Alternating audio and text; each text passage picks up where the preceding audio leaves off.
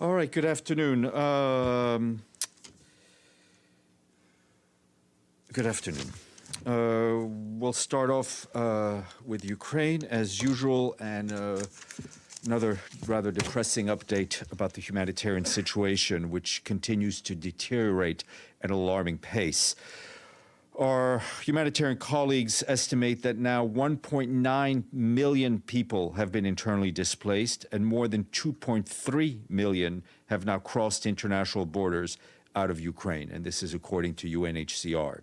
Three things are critical in the short term, as the Emergency Relief Coordinator, Martin Griffiths, has stressed. Civilians, whether they stay or leave, must be respected and protected. Safe passage is needed for humanitarian supplies, and we need a system of constant communications with parties to the conflict. In terms of response, humanitarian organizations are deploying additional staff across the country and are working to move supplies to warehouses at different hubs within Ukraine and outside. So far, we, along with our partners, have reached more than 500,000 people with some form of humanitarian assistance in Ukraine, including life-saving food, shelter, blankets, and medical supplies. If humanitarian access is secured, we are set to reach much higher numbers given the scope and scale of the humanitarian operations being currently deployed. The UN Refugee Agency tells us that by March 9th, yesterday, they had delivered 85 metric tons of humanitarian assistance to reception and transit centers in Vinnytsia in central Ukraine, which is hosting people who have fled hostilities further east. For its part, the World Food Programme today said it is deeply concerned about the impact of conflict on Ukraine's food security and the waning ability of families in embattled areas to feed themselves. WFP plans to assist up to 3.1 million people. Their priority is to supply cities inside Ukraine with bulk food, bread, and food rations.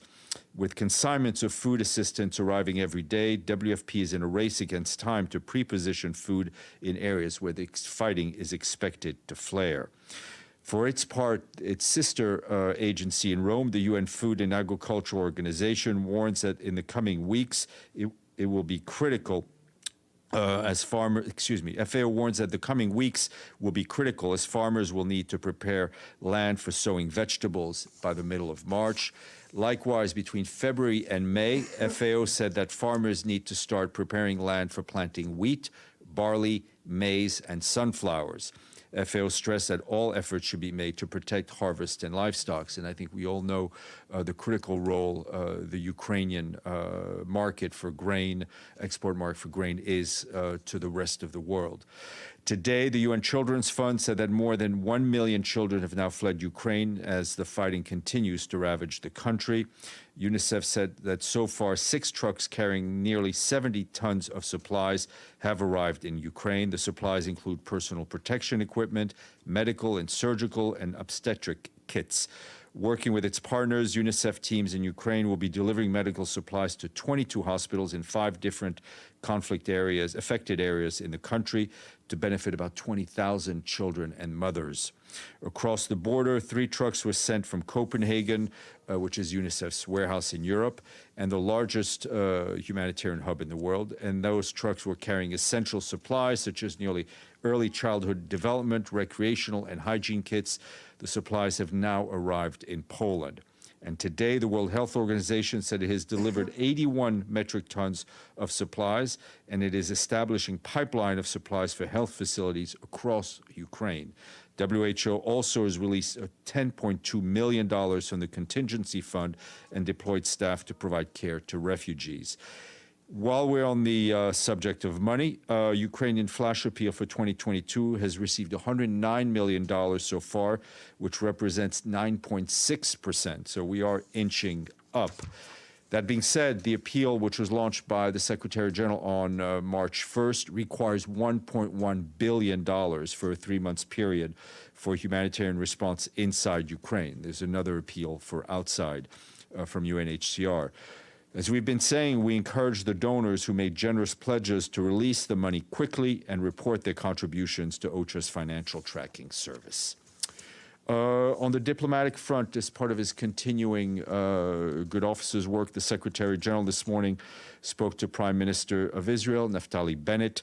They discussed the ongoing diplomatic efforts to find an end to the conflict in Ukraine. They also discussed the provisions of humanitarian aid to people inside Ukraine. The Prime Minister and the Secretary General agreed to remain in contact. Benno, could I ask you to type a little softer? Thank you. I appreciate your enthusiasm.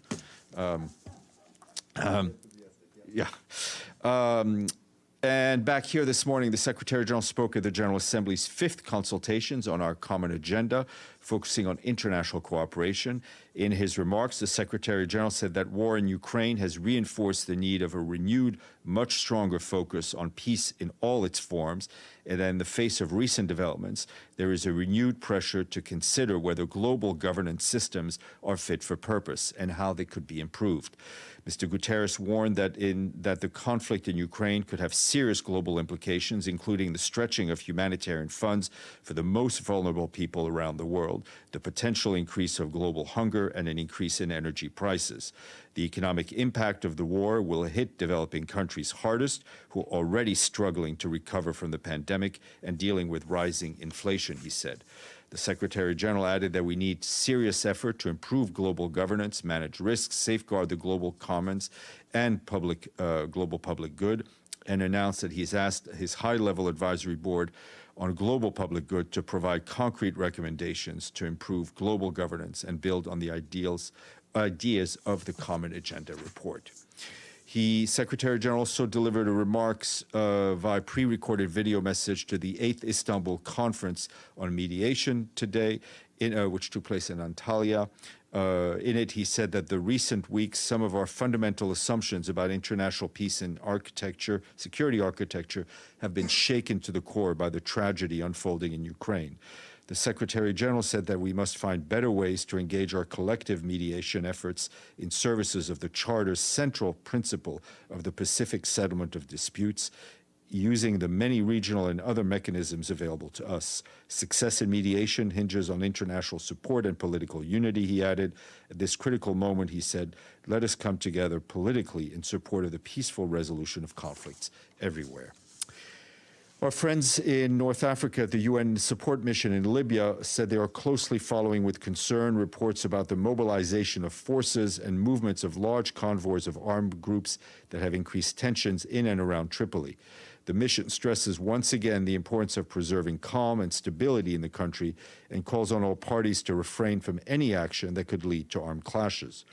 The UN mission urges all parties to cooperate with the Secretary General's Special Advisor, Stephanie Williams, and her ongoing efforts to find a negotiated way out of current political stalemate.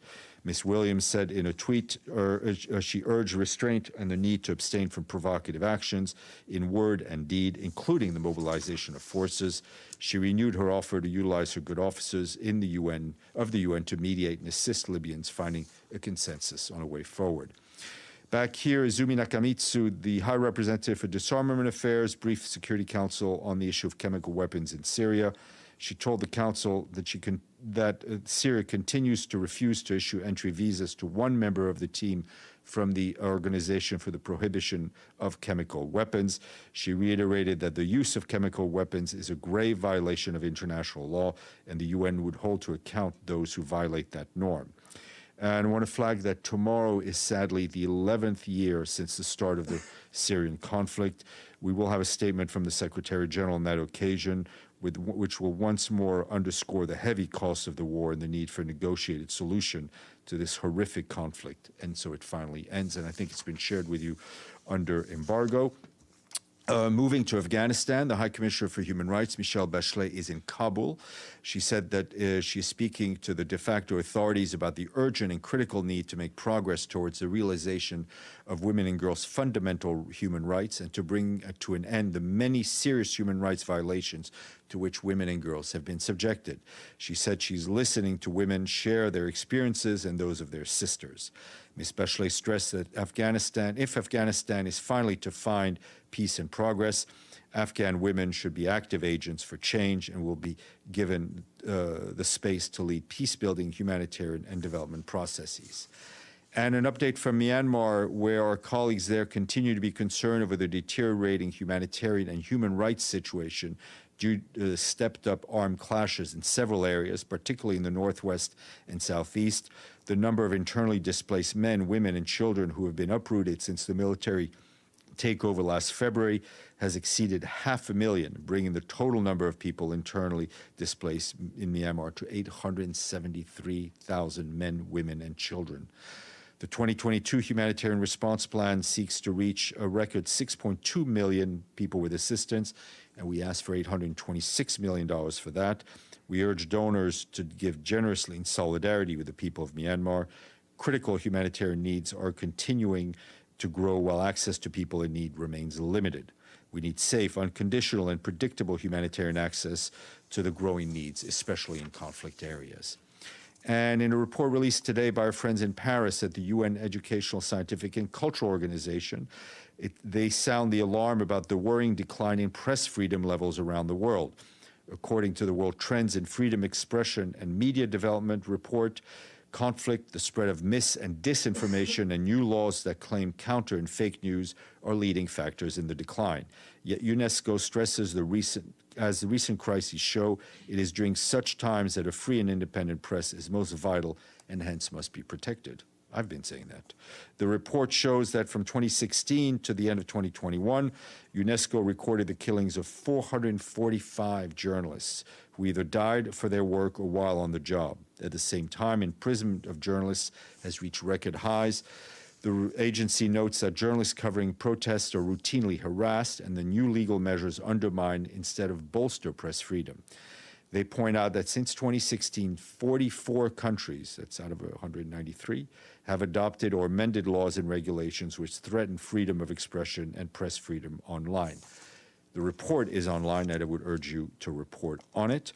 Today marks the first International Day of Women Judges. The day was created to reaffirm our commitment to develop and implement effective national strategies and plans for the advancement of women in judicial justice systems and institutions at the leadership, managerial, and other levels. In 2017, 40% of judges were women, which is a 35% increase from 2008. As the Secretary General said many times, only through the active participation of women on equal terms with men at all levels of decision-making will we be able to achieve the sustainable development, peace, and democracy. That is online. Another sad anniversary to tell you about. 3 years ago today, Ethiopian Airlines Flight 302 crashed shortly after takeoff from Addis Ababa. Today, we remember again all of the victims of this horrendous accident, especially the families and friends of our colleagues who were aboard that flight, which was headed for Nairobi. 3 years on, we do not forget our 21 colleagues, many in the prime of their careers and hailing from various parts of the UN system. Their memory lives on in our work to promote the ideals of this organization and our dedication to the people we serve. We miss them all tremendously and send our thoughts to their families and friends. And lastly, just to end on good news, on money, today we thank our friends in the Kingdom of Thailand, as Bangkok has paid its dues in full, and we've now reached 70%. I'll take a break. You speak. Go ahead, Edie. Okay, two follow-ups and a question. Is the $109 million, the 9.2%, is that of the $1.1 million appeal? Because the initial appeal, as I recall, was like 104, it was 1.4 billion. This is for the 1.1 billion Ukraine appeal. There was a separate appeal which was launched on the same day, more focused on refugees. So that's a separate punch. This is the number I gave you was for the 1.1 billion appeal for people in that's Ukraine. Internal. Yes, ma'am. Okay, and secondly, on the Secretary General's telephone conversation with the Israeli Prime Minister Bennett, they talked about humanitarian issues. Can you give us any further information about? I mean, I think where for the Secretary General is to reiterate the need for protection of civilians and unhindered access, humanitarian access for all who need it. And my question is that the Russian foreign minister said today, and it was said here, that the maternity hospital in Mariupol was not being used as a maternity hospital. There were no women there, and that it was being used by Ukrainian nationalists who were fighting.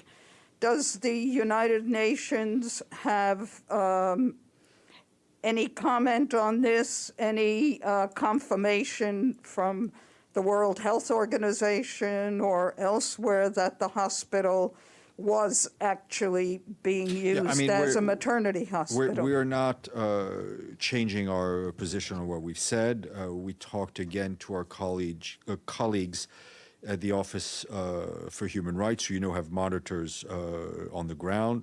The Human Rights team there has verified and documented what they describe as an indiscriminate airstrike on the hospital, and that the hospital was serving women and children at the time. So we're standing by with what we said. Yes, ma'am. Thank you, Steph. Do you have more details on the internally displaced people as to where they are now and where they are headed? Well, there is a mass movement west, obviously. Most of them, and the majority of who can make it, I think, are moving towards Lviv. But these, I think people obviously moving away from the front lines. They are moving towards areas in the west where they may have family or relatives. But the bulk of them, as I understand it, have arrived in Lviv. Benno and then Stefano. Oh, sorry. Good, thank you. Oh, that's excellent. Stefano. Thank you, Stéphane. I remember a few years ago, in 2016, I believe, when Special Envoy de Mistura, in the situation in Aleppo, he offered himself, practically his body, to prevent what was going to happen at that time. I think the Russians were also involved to practically obliterate part of the city of Aleppo because some rebels were there and they were trying to get them, but there were also 200,000 people there. So my question is, because in Ukraine the situation starts to look very, very similar. Cities are surrendered, and anytime something like this could start to happen with the excuse that there are rebels or combatant or the resistance is still fighting, and that they can start to shoot a bomb at civilians. My question is the Secretary General himself ready, or anybody at the UN ready to do something like it was done at that time? Well, I mean, we have UN staff on the front lines, right? I mean, we have UN staff in the eastern Ukraine. We have UN staff near Mariupol. That's not the issue. The issue is what we can do on two fronts. One is on the diplomatic front, trying to find a way to end this war, to get a ceasefire, to do whatever we can, and on the humanitarian front, to get aid to where people need it, to ensure that people who want to leave are able to leave. So that's the way we're operating. I'm sorry, Stéphane, I wasn't, of course, I'm aware and I really appreciate in this moment all the work that the UN staff is doing in Ukraine. What I'm trying to say here that sometimes you need extraordinary, even communication, in the sense that in an extraordinary moment like that. I understand. We are doing everything that we think we need to do, and we are doing everything that we think will be the most effective. But as in any other conflict or war that we're involved in, the one thing, the one lever that we don't have is we're not the ones who have our fingers on the trigger, and that goes for every conflict that we work in. Alan. Thank you, Stéphane. I have a question on Ukraine as well. Donetsk authorities say that Ukrainian military are using the UN vehicles to carry so-called man-portable air defense systems. They're providing some photos and videos, especially showing such vehicles used in Kharkov. Do you have any comment on this? I have not seen those reports. What I will tell you is our principled position, and we've unfortunately had to repeat this in a number of instances recently. The use of UN flagged vehicles, of UN symbols, should only be used within UN peacekeeping operations. But that's our position. Again, I have no way to confirm. I have not seen any confirmation of what you're mentioning. Big tool, and then we'll go to the screen. If there are any Thank you, Steph. Another follow-up on Ukraine. The U.S. and the U.K. officials have warned that Russia might use chemical weapons in Ukraine. Does the UN have any indication or any information? What is the Secretary General's reaction to that? Look, I think on this, we talked about what, I think I mentioned what WHO was doing in terms of their being in touch with Ukrainian authorities on the biological, their labs. What is clear, and again, what is clear is that the use of chemical weapons in any conflict, in any context, is a grave violation of international law. I mean, Izumi said it about Syria. It is a principled position that we have. We have no information besides what's being reported in the media that of their imminent use. But their use would be illegal and a grave violation of international law. Okay, I don't see any questions. Margaret Bashir.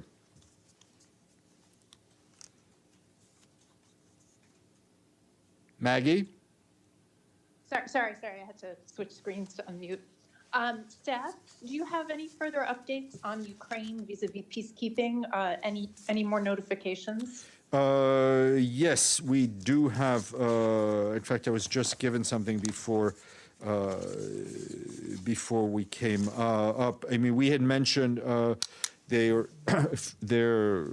intention to withdraw from the Democratic Republic of the Congo, from MONUSCO, which is about 250 troops and 8 Mi-8 helicopters.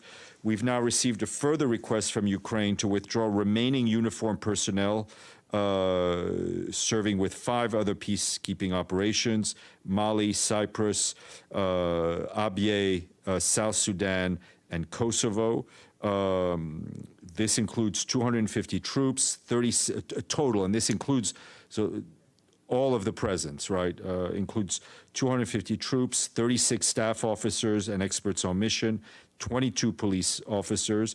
That's for a total of 308 personnel from Ukraine that they've asked to withdraw. The process of actioning their request is underway. Obviously, we're in close touch with the permanent mission of Ukraine here and with the relevant peacekeeping missions.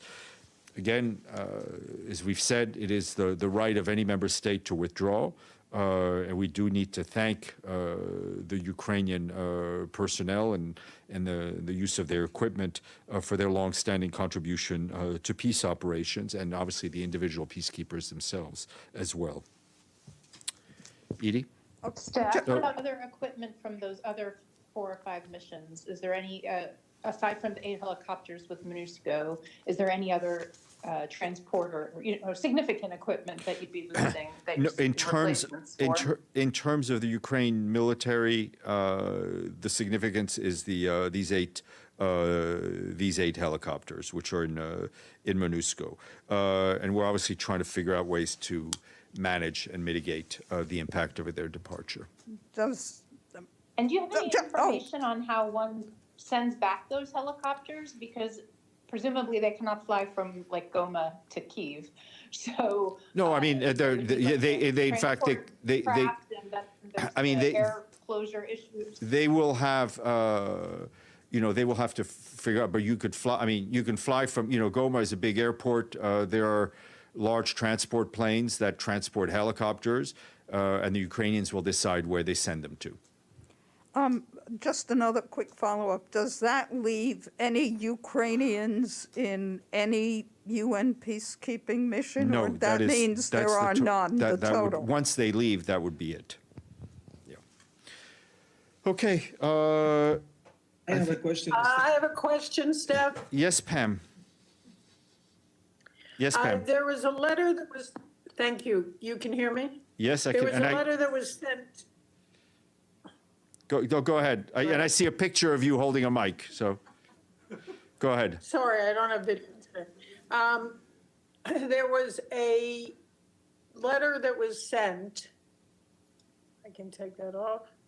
There was a letter that was sent by Ambassador Nebenzia to the Secretary General and to Ambassador Nusre of the UAE yesterday that asks the Secretary General to comment and to recognize the information that Russia sent regarding Mariupol Hospital.